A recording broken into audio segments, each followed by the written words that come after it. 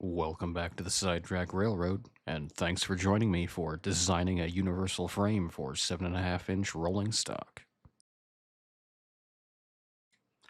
Our previous frame design required welding multiple sections together, and thanks to some advice from viewers, I've been able to piece together, hopefully, a design that can be a universal solution for both our locomotives and rolling stock.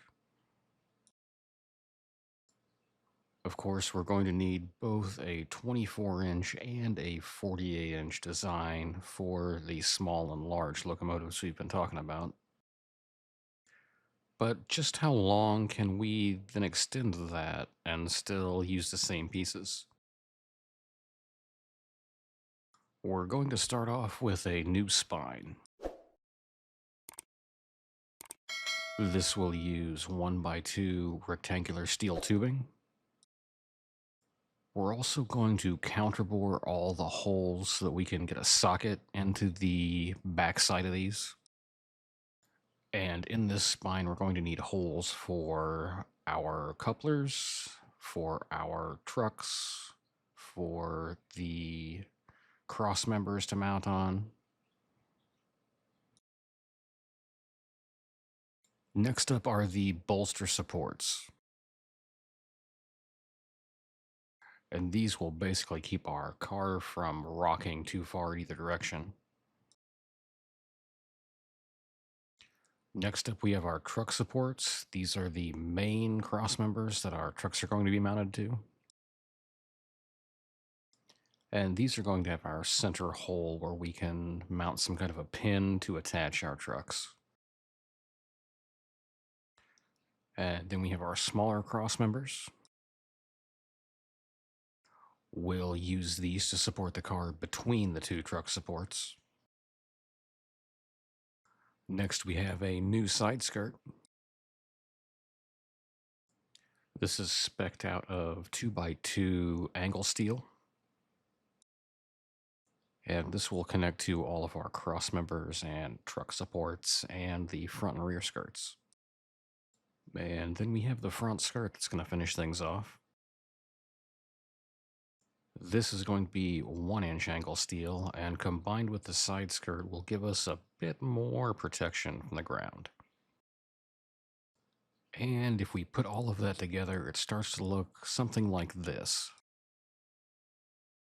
We'll first bolt our truck support and our cross member to the spine. We'll then bolt the bolster supports to the truck supports. Then we will bolt the side skirts and the front skirts all together. And then we're going to bolt through our truck supports and cross members, through the side skirt, through our wooden frame and our wooden base, and secure all of that together. So 4 bolts on each side, and you'll be able to lift the entire superstructure off of the frame. And all of this could fit inside the superstructure for shipping. Let's hop into FreeCAD and take a closer look. So here we are in FreeCAD looking at our design. And let's go ahead and put this thing together real quick. We're starting with the spine. Add a couple of cross beams there. Add the frame bolsters.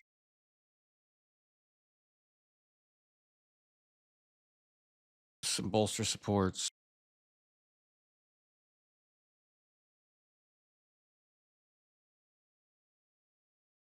We'll add the skirts. And that's pretty much it. Now, if we throw a base on there, you can see we've got holes to mount through the base.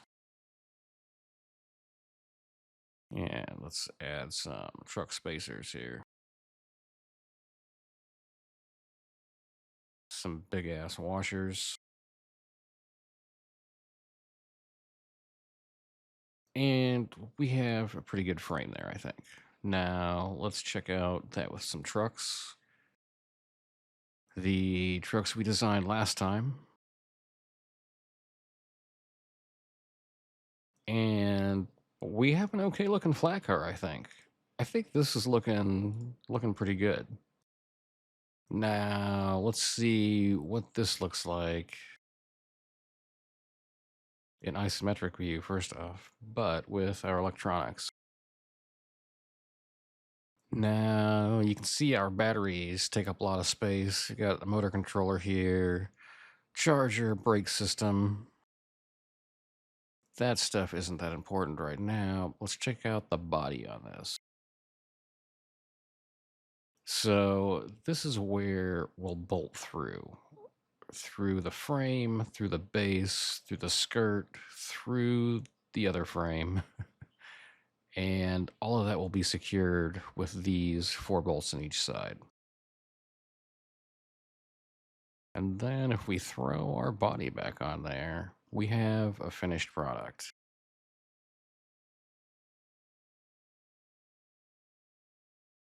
We can even turn this into a boxcar if we want.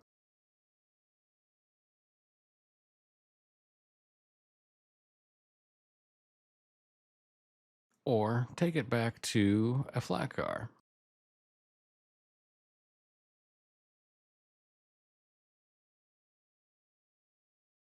Now, I think the same design is going to work in 24 inches. We just have to shrink it. We'll probably cut out one of these cross members. I think we can go 5 feet if we had a third, and 6 feet if we had a fourth. I don't know if this is going to support. I don't know how much further we can go than that. I'd be really interested to take a look at those, the 12-foot passenger cars, and to see what kind of bases they are using.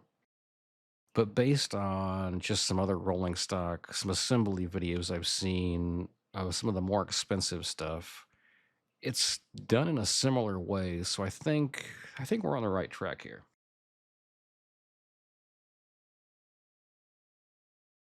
What do you guys think?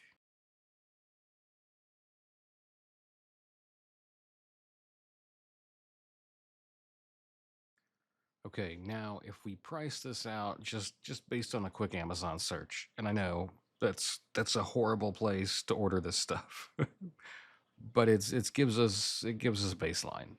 We're looking at about $90 for our 1x2 tube, about 31 for our 1x1, 72 for a 2x2 angle, and 30 for our 1x1 angle, which is about 225.99. And that puts us about double what we expect for our weld together frame.